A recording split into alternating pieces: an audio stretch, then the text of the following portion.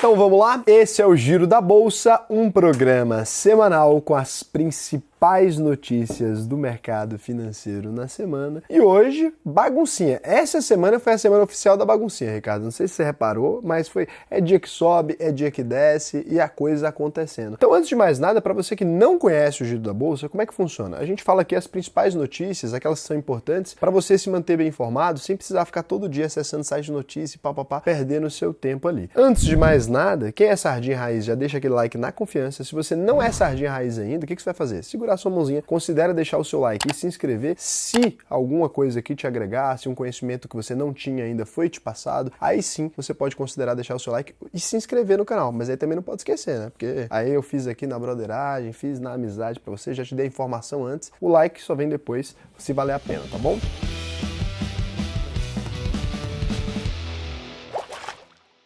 A gente começa aqui com o resumão da semana. A gente teve muitos resultados trimestrais divulgados aí nessa semana e a gente vai conferir em detalhes aqui os números da EDP também, que tá dando adeus à Bolsa de Valores. A gente já fez um vídeo sobre isso aqui essa semana, mas a gente vai falar um pouquinho mais sobre isso. A gente tem também os resultados da AES Brasil, a Suzano, Gerdau, Petrobras, Ambev e da Caixa Seguridade, famosa Caixazinha Seguridade. Mas primeiro a gente comenta aqui o que movimentou a semana fora ali da Bolsa de Valores. São notícias importantes até para quem tá comendo mais do que deveria, segundo o Lula, né? Tem uma galera aí que tá comendo mais do que deveria. Se você pegar esse pessoal que tá comendo mais do que deveria e der uma olhada na foto dos ministros do Lula, metade de quem tá comendo mais do que deveria tá ali. Tô mentindo?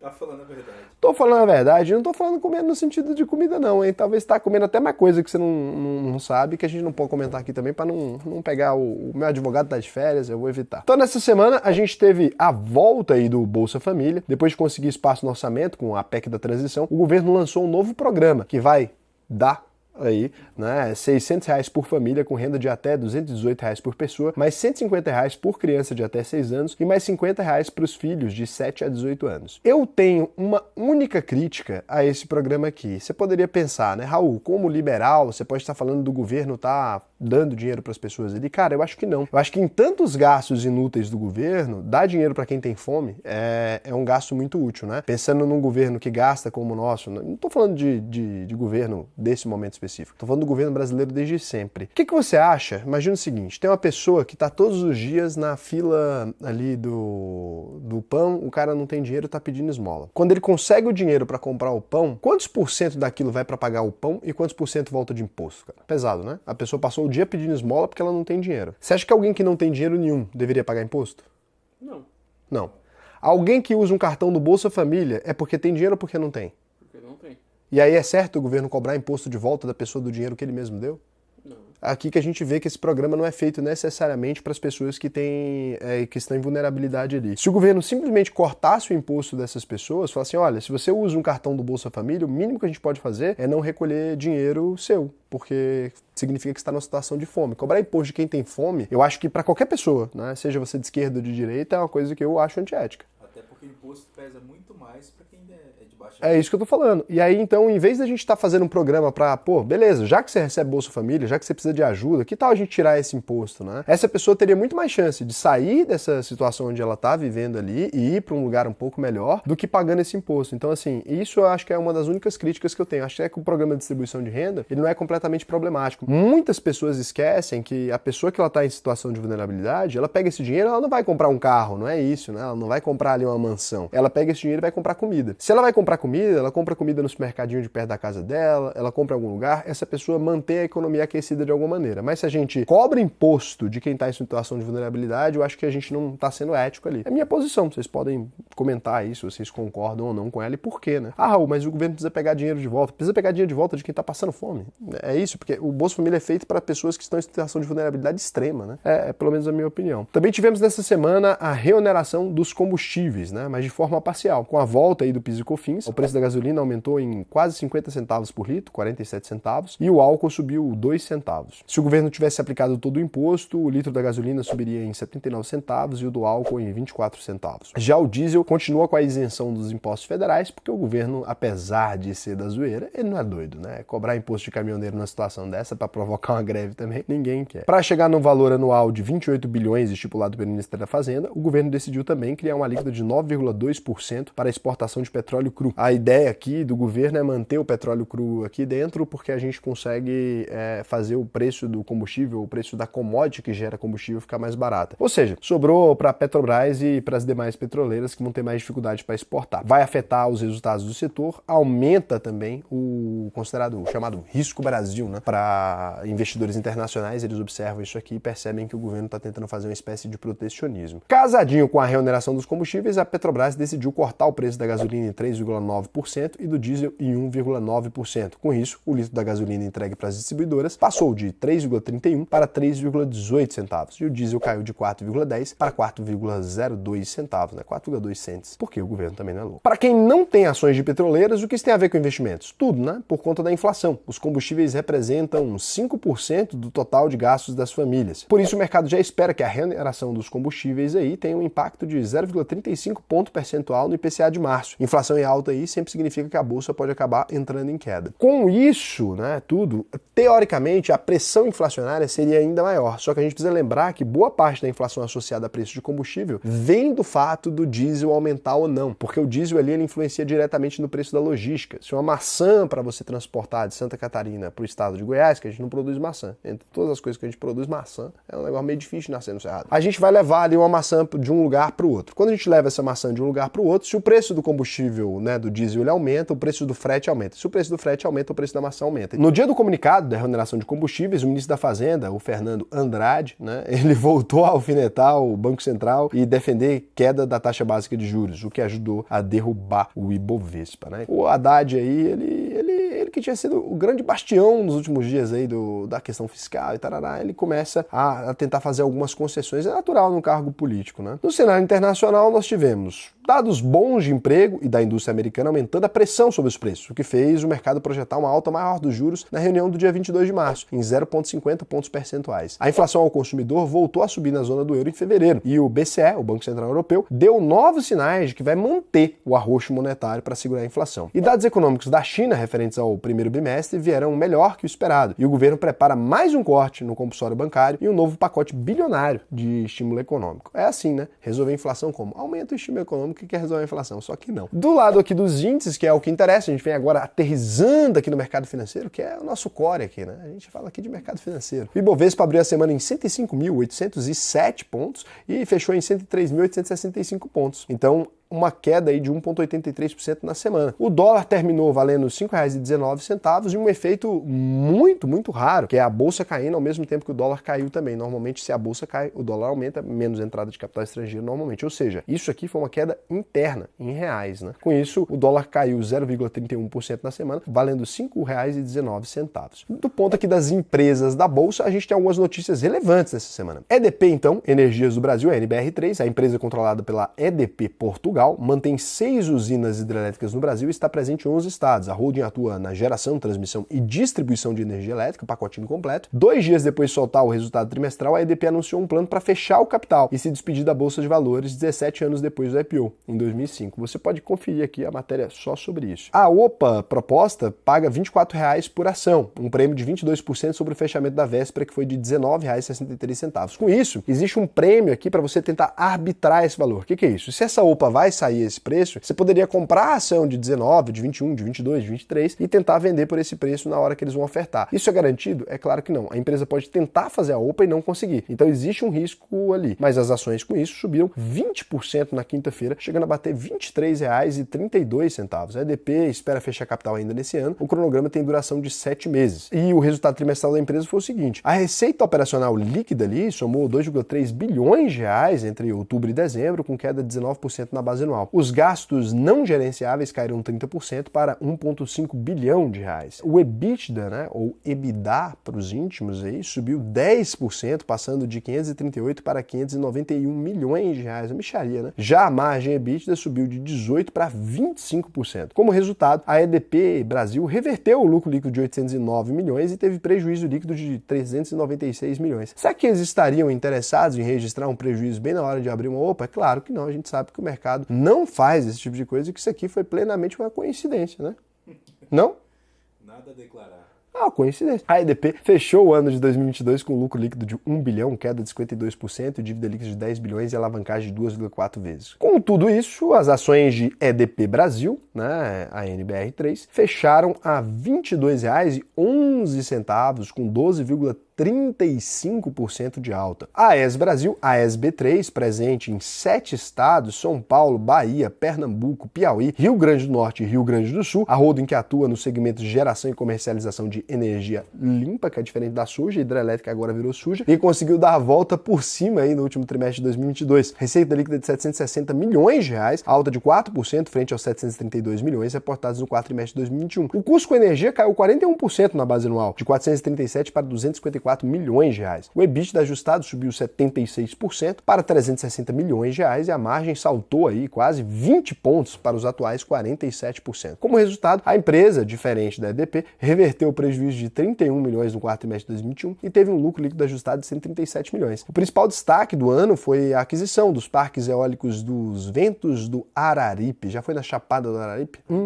Bom, hein? Caetés e Cassino, em Pernambuco e no Rio Grande do Sul. Os projetos adicionaram 456 megawatts. Você sabe quanto que é um megawatt de energia? Energia pra caralho. Ao portfólio da AES. E com isso a empresa passou a gerar 4,2 gigawatts, que é o quê? Energia pra muita energia pra caralho. Além disso, mais 1 gigawatts aí vai vir dos complexos de energia eólica de Tucano e Cajuína. A Cajuína cristalina em Teresina. Nossa, essa música do Caetano, cara, é maravilhosa. Ouve aí, Cajuína. E essa música, pra quem não sabe, né, aqui pra gente fazer essa aspa, essa música foi feita pra um amigo dele que perdeu o filho. E ele chega lá na casa do amigo, né, do pai do amigo dele, e o pai do amigo dele começa a consolar ele por ter perdido o amigo. E é por isso que ele fala que é a elegância, né, de um cara desse. O cara que consola o amigo do filho por ter perdido o amigo, apesar do cara ter ido lá provavelmente para consolá-lo, né? Então, por isso, a Cajuína. Então, que fica na Bahia e no Rio Grande do Norte. Grande Caetano Veloso. Tá aí uma coisa que esquerdista sabe fazer, é música. A direita não chegou nesse ponto ainda. Fala aí, um grande músico de direita.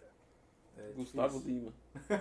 É difícil pra mim. Não que ele não seja, mas assim, é difícil pra mim. Porque você parece com ele. Aí eu pareço com o Gustavo Lima? Poxa, o povo comenta direto. Ah, maluco. O bicho é bonitão? Eu não pareço com o Gustavo Lima. No total, a AES vai ter capacidade aí para atender mais de 3 milhões de residências. Para fazer as aquisições, a empresa precisou desembolsar quase 2 bilhões de reais e fez um aumento de capital privado de 1 bilhão de reais. Em 2022, a AES Brasil lucrou 320 milhões de reais e reverteu o prejuízo de 38 milhões de 2021. 2,42%, né, de alta a R$ 10,16 aí para a AES. Suzano, a famosa SUS B3, empresa que integra aqui o portfólio do nosso canal, né? A maior produtora mundial de celulose de eucalipto, com negócio em mais de 100 países, quase igual a gente tem negócio em um país, falta só 2 0 que não significa nada. Todo mundo que sabe de matemática sabe disso. Estamos presentes em vários com alunos, né? Não, em vários países, mas não em 100. Surpreendeu o mercado aí com o resultado trimestral. A receita líquida foi de 14,3 bilhões de reais. É bilhão com B de bola, como diria nosso querido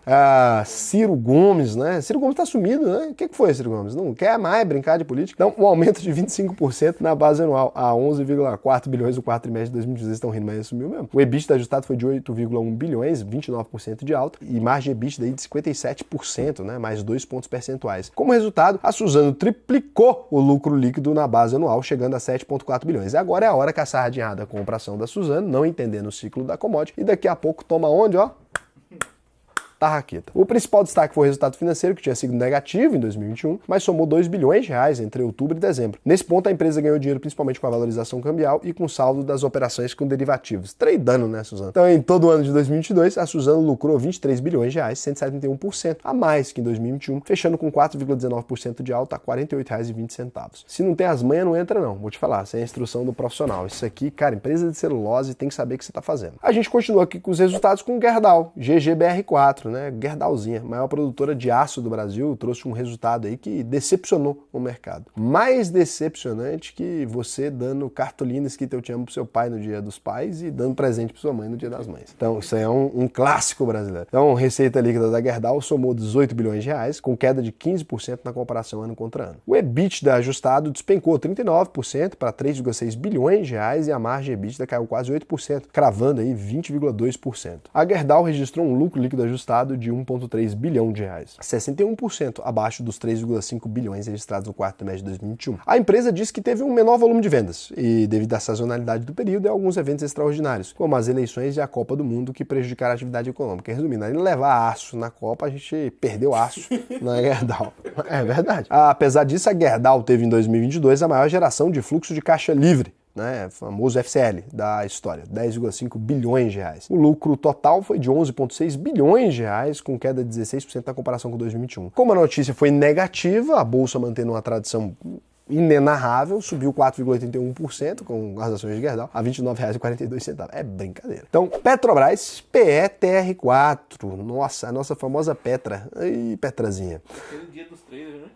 Mais uma vez a empresa surpreendeu e trouxe um resultado melhor que o esperado, por pouco tempo. Receita líquida de 158 bilhões de reais, 18% acima dos 134 bilhões do quarto trimestre de 2021. As despesas operacionais foram aqui de 18,1 bilhões de reais contra 1,3 bilhão registrado no último trimestre de 2021, teve efeito não recorrente. O EBITDA ajustado, lucro antes de juros, impostos, depreciação e amortização, aumentou 16% de 62 para 73 bilhões. A margem EBITDA variou de 47% para 46%. Na última linha, a Petrobras reportou aí um lucro líquido de 43,5 bilhões de reais no quarto trimestre de 2022, 15% acima do projetado pelo mercado e 37% superior ao registrado em 2021. O retorno sobre o capital empregado, o ROCE, subiu 8 pontos percentuais na base anual e fechou o trimestre em 15,9%. E a dívida líquida caiu de 47 para 41,5 bilhões de dólares na base anual, com alavancagem dívida líquida por EBITDA de 0,63. Com isso, a Petrobras vai levar à votação a proposta de pagamento de mais uma bolada em dividendos, 35,7 bilhões, o que dá R$ 2,75 por ação. Mas o governo já deixou claro que quer alterar aí essa política de dividendos. O pessoal está ganhando dinheiro, isso aí atrapalha a economia, né? O governo também mandou a Petrobras congelar a venda de ativos por 90 dias. Em todo o ano de 2022, a estatal lucrou 188 bilhões de reais, 76% a mais que os 106 bilhões de 2021. A empresa superou em 3% a meta de produção de óleo e gás e investiu 10 bilhões de dólares, com destaque para as duas novas plataformas do pré-sal na Bacia de Campos, no Rio de Janeiro. Com essa notícia muito positiva, né? A Petrobras fechou a R$ 25,70. A gente vem aqui agora para a Ambev. A BEV3, empresa aí do grupo 3G Capital, que está mais sumido que o Ciro Gomes, depois das mais recentes notícias. A dona de mais de 30 cervejarias e de outras 30 marcas de bebidas também surpreendeu o mercado, para surpresa de ninguém. Tanto que eu bebi de Bex esse mês, não... Teve carnaval. Carnaval, surpresa aqui, mas não vem isso aqui do carnaval, é dezembro. O pessoal aqui é Natalzinho. Tá, a receita líquida aí de 22,7 bilhões entre outubro e dezembro, 3% maior na comparação com o mesmo período do ano passado. Meu amigo, teve eleição, o brasileiro bebe mais na eleição. É difícil. E a gente perdeu a Copa, pelo amor de Deus. Surpreende não sei quem. Isso aqui, 3%? Eleição, quem ganhou bebe pra comemorar e quem perdeu bebe pra... E Copa do Mundo, quem perdeu bebe pra tristeza, porque não tem condição. Eu quero saber o nome daquele menino que chutou na trave. Nossa, aquilo aí me deu uma tristeza. Eu prefiro que ele tivesse chutado na cabeça do goleiro que na trave. O EBITDA ajustado aumentou 5%, totalizando aí 7,1 bilhões de reais, e a margem EBITDA subiu meio ponto percentual para 31,3%. Como resultado, a Ambev teve lucro líquido de 5 bilhões de reais no quarto trimestre, 35% acima dos 3,7 bilhões do quarto trimestre de 2021. O mercado projetava até um lucro menor, né, de 4 bilhões aí. A empresa comemorou o fato de ter fechado bem o ano, mesmo com um cenário internacional adverso, com a alta das commodities e da inflação. Alguma empresa tinha que positivar, né? Isso aumenta muito as despesas, principalmente por conta do custo do diesel e do frete. A Ambev fechou 2022 com lucro total de 15,1 bilhões, 12% acima dos 3,4 bilhões de 2021. Com isso, notícia positiva, queda de 1,21% em Ambev, fechando a R$ 13,11. Empresa que também está na nossa carteira. A gente vem aqui agora para a CXCE3, né? A famosa Caixa Seguridade. A empresa é responsável pela área de seguros, previdência privada e capitalização do consórcio da Caixa. Você vai fazer ali um contratinho para tentar comprar sua casa. Quando é fé, o gerente pergunta assim: você não quer fazer um seguro? Quando é fé, ele pergunta, mas é obrigado. E aí, quando você menos percebe, você está ali registrando lucro para a Caixa Seguridade. Então, fez o IPO em abril de 2021 e divulgou um resultado sólido no trimestre. O consórcio é bom também, né? Bom.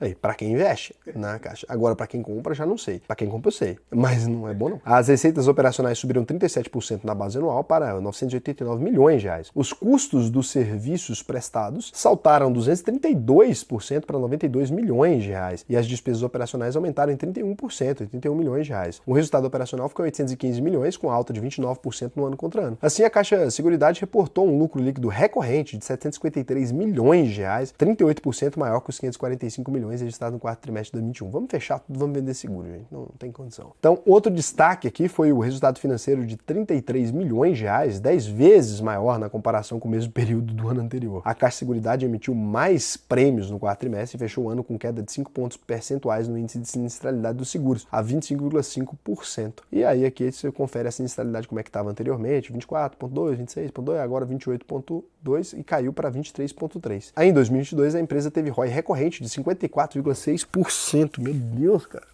Retorno sobre patrimônio de 54%. O que é isso? O maluco que tem 1 milhão ganharia 540 mil. É brincadeira isso aqui. E lucrou 2,8 bilhões, 45% no ano contra ano. Uma notícia dessa é notícia de você comemorar baixinho, 0,12% de alta a R$ 8,50. Mas a gente comemorar baixinho mesmo para ninguém perceber, né? Que você tá ganhando um tanto de dinheiro desse. O povo fala do lucro da Petrobras porque não deram uma olhada na caixa.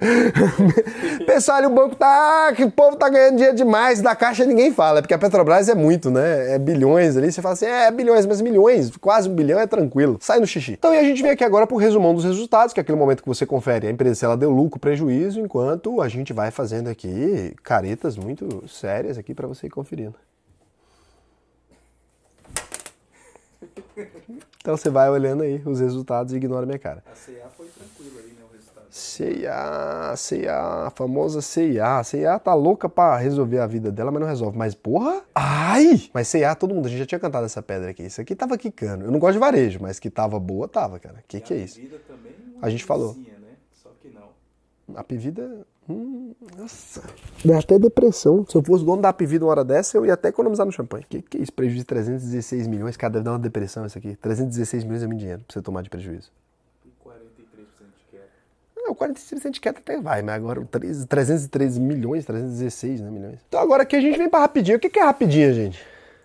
É aquela notícia que ela não, Não, é aquela coisa que não é nem relevante o suficiente pra você deixar de fazer e nem relevante o suficiente também pra você falar que foi memorável. Aquele negocinho mais ou menos. Ou uma notícia que não é nem importante o suficiente pra estar no destaque, nem relevante o suficiente pra não estar no canal aqui. Depois de pedir socorro pra lidar com as dívidas bilionárias que estão vencendo e não podem ser pagas, a UEBR3 finalmente entrou na quinta-feira com um novo pedido de recuperação judicial. O processo vem em menos de 3 meses depois do primeiro encerrado em dezembro. A empresa já contabiliza quase 30 bilhões em dívidas. Nossa, cara, é complicado. Depois dela ter feito ali, então, o grupamento de ações ainda está com 33,50% de queda, R$ 1,33. É muito difícil ela sair de 30 bilhões de dívidas agora. Agora é o cravo em pedra, porque ela não tem praticamente mais nenhuma operação, assim, que é fácil de fazer. Então, assim, mas é óbvio que os funcionários já foram bem realocados, já estão trabalhando em outras empresas, quem trabalhava na rede móvel e tal, então, pelo menos dos males, né, o menor, né, a gente já vai acabar conseguindo manter muitos empregos. A VEG3, vai investir 100 milhões de reais para aumentar a capacidade de produção de packs de baterias de lítio. Os investimentos vão até 2024, com a ampliação da fábrica atual e construção de uma nova unidade, localizada no Parque Fabril aí de Jaraguá do Sul, em Santa Catarina. Sabe que a VEG inicialmente chamava Eletromotores Jaraguá? Aí depois eles mudaram o nome, porque é VEG, né? Werner, Egon e Geraldo. O Geraldo ali, a gente sabe que esse aqui é BR, o resto tudo é meio descendente de alemão, né? Agora, o Egon aqui, eu tenho certeza que ele não nasceu no Pernambuco, nem em Goiás. A TIM S3 fechou uma parceria com a empresa de Venture Capital, a Upload, para criar um fundo de investimento focado em soluções para a tecnologia 5G. A ideia é investir em startups com negócios já validados. A Upload vai fazer a ponte entre empresas e a TIM e ajudar no processo de captação de recursos para o fundo de 5G. Nos próximos 3 anos, a TIM espera fazer até 10 investimentos, cada um entre 20 e 25 milhões de dólares. Isso aí dá mais de um bi, né? Com 2,91% de queda, notícia positiva, a TIM fecha com R$12 de cotação. A Justiça do Rio de Janeiro aceitou o pedido da Americanas, a MER3, para pagar imediatamente as dívidas trabalhistas e os pequenos fornecedores. Que bom, né? É um pedido para pagar primeiro eles, no total de 192 milhões de reais. Com a notícia aí, né, das dívidas trabalhistas e etc., B2W Digital, Americanas, a MER3, fechou aí com 0,97% de queda a R$1,02. A Vale 3 aprovou o cancelamento sem redução do valor de capital social de 240 milhões de ações, o que equivale a 5% do total de 4,8 bilhões de ações ordinárias que foram emitidas aí pela companhia. A mineradora ficou com um pouco mais de 90 milhões de ações em tesouraria, com 6,17% de alta, Vale fechou a R$ 89,30. Quando a empresa cancela ações do jeito que ela fez aí, ela está basicamente bonificando os atuais sócios. Isso é muito comum no mercado americano para evitar a distribuição de dividendos que por lá é tributada. Menos comum um pouco no Brasil, mas acontece também. É raro, mas acontece muito. Então, a Arezzo, a RZZ3, fez na Europa seu primeiro M&A internacional. A empresa vai pagar 25 milhões de euros, 138 milhões de reais, para assumir o controle da italiana Paris Texas, que fabrica sapatos femininos desde 2015. Parte do dinheiro vai ser usado para aumentar a presença da marca nos Estados Unidos. Então, 0,82% de queda, notícia positiva, a R$ 74,22 para Arezzo. E aqui a gente vem para o calendário de dividendos agora, a gente faz aquela careta de sempre enquanto você vai conferindo, mas esse aqui foi, hein? Tá louco. Até a Marco Polo distribuiu dividendos dessa vez. Então, no cenário aqui internacional, que a gente vem aqui falar de notícias das empresas americanas, o Ricardo decidiu dar o nome de internacional, porque ele acha mais elegante. É mais bonito, né? Você falar. Internacional não é. Internacional porque a gente é chique. Um dia desse nós vamos ter um correspondente internacional. Vamos botar o Ricardo em Miami só para ele fazer essa parte. Então, a Berkshire Hathaway, né, BRKB, aberta em Easy, as ações da empresa do Warren Buffett, né, o maior investidor da história, subiram nessa semana depois da divulgação dos resultados do quarto trimestre de 2022. Então, a Berkshire Hathaway teve lucro aí de 18,1 bilhões de dólares. Basicamente uma VEG. Meu Deus. Queda de 53%. Sai em queda. Meu Deus. Que é isso, cara? Queda de 53% na comparação com o quarto trimestre de 2021. E o Warren Buffett falou louco que queria pagar mais imposto. Mas tem que pagar mesmo. Tá maluco. Tá de dinheiro. Tá 18 doido. bi? Não, 18,1 bi dólar. Não é reais, não, porra. Lucro. Então não é receita, não. Em todo o ano de 2022, a receita subiu quase 10% para 302 bilhões de dólares. Meu Deus. Ou dá até depressão. Nunca serei desse tamanho aqui, eu tenho certeza. A gente pode até crescer, mas esse número aqui não... E a empresa teve um lucro operacional de 30 bilhões de dólares. Que é isso, cara? Alta de 12% na comparação anual. Mas considerando apenas os investimentos, a Berkshire amargou um prejuízo de 53 bilhões. Ah, vai passar fome de dólares. Porra... Brincadeira isso aí. Ganhos e perdas, então, aí dos investimentos e derivativos da Berkshire Hathaway, né? No quarto trimestre, a empresa recomprou 6,9 bilhões de dólares em ações. Vocês não sabem brincar com milhão, não. Agora é bilhão. Foda-se. Levando o total do ano para o recorde de 27 bilhões de dólares. Com isso, o Berkshire Hathaway, 2,47% de alta, a 312 dólares e 47 cents. Isso a classe B, porque a Berkshire Hathaway original mesmo, uma ação de Berkshire Hathaway hoje em dia, vou falar aqui para vocês, tá? Vou falar aqui para vocês o precinho. Você que tem dinheiro, 473 mil dólares, uma ação. 473.256. Uma ação. Uma. Para fazer caridade. Pra você ter uma ação. Ou é brincadeira esse aqui. E Berkshire Hathaway tá aí, então, com a captação de mercado de 285,58 bi dólar, praticamente um meio PIB do Brasil. Meio PIBzinho. Não, o Brasil tá com 1,6 tri. Mas vai, dá pra chamar de meio, porque nesse número aqui é absurdo. Então, Coinbase, na Nasdaq Coin, a maior empresa de criptomoeda do mundo, não vai mais aceitar stablecoin da segunda maior empresa, a Binance, né? As negociações do token BUSD, né, vão ser suspensas pela Coinbase a partir do dia 13 de março. E isso é o resultado da decisão do Departamento de Serviços Financeiros de Nova York. Onde fica a velha York, você sabe? Sabe?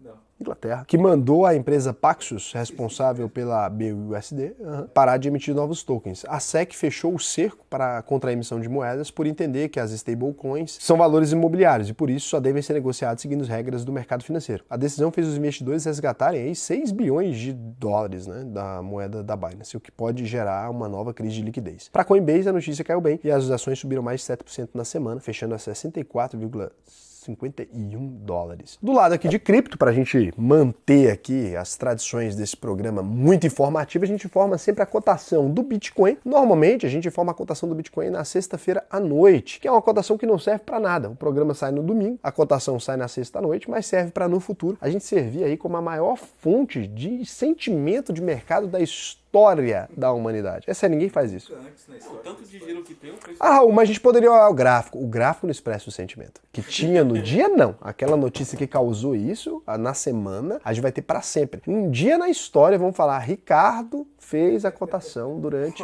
3 anos consecutivos disso aqui. Vai ter um busto seu exposto na sede da maior empresa de Bitcoin do planeta, falando, olha, o cara que está acompanhando o mercado toda semana, sei lá quanto. Aí a gente vai fazer 200 anos, a gente vai estar aqui, vai ter um IA minha aqui, falando a cotação. Então, o Bitcoin abriu aí a semana a $23.500 e valia na sexta-feira à noite a $22.297 com 5,35% de queda. Na sexta-feira, o Bitcoin caiu 5% em pouco mais de meia hora. O Ricardo decidiu dar uma saidinha ali tranquila por causa do risco de insolvência do banco americano Silvergate. Ele é um dos maiores fornecedores de produtos bancários para a indústria cripto, mas entrou em crise com grande fuga de capital motivada pela falência da corretora FTX. Até hoje, isso, um dos seus maiores clientes. Agora, o Silvergate está sendo investigado pela SEC, aí fudeu. Atrasou a divulgação dos resultados e perdeu a parceria com a Coinbase. Não.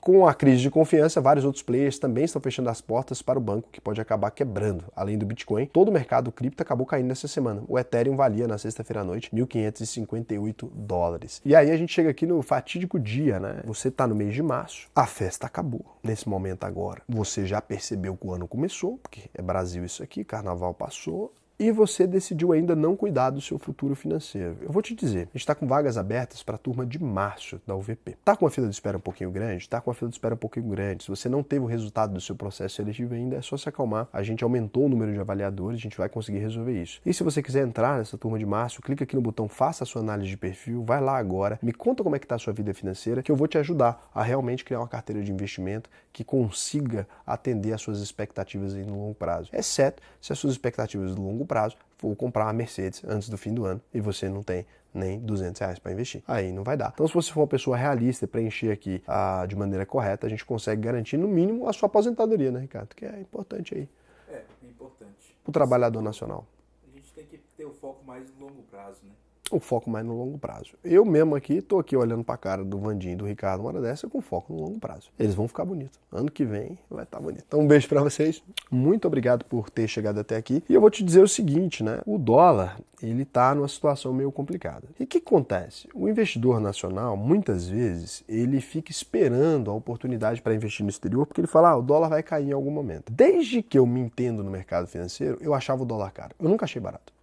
Quando tava R$2 eu achava caro, quando tava R$3 eu achava caro, quando tava R$4 eu achava caro. Assim que eu tô achando caro pra caramba e continuo investindo lá fora. Por quê? Porque eu acho que o dólar vai subir loucamente. Não é isso, é porque a gente tá na 10ª moeda. E os Estados Unidos tá no dólar ainda, né? Então nesse tempo todo. Então faz sentido no longo prazo você ter uma diversificação internacional, fica aí esse aviso. E fica aí também um aviso pra você que hoje é domingo e amanhã é segunda-feira. Não se bebe no domingo.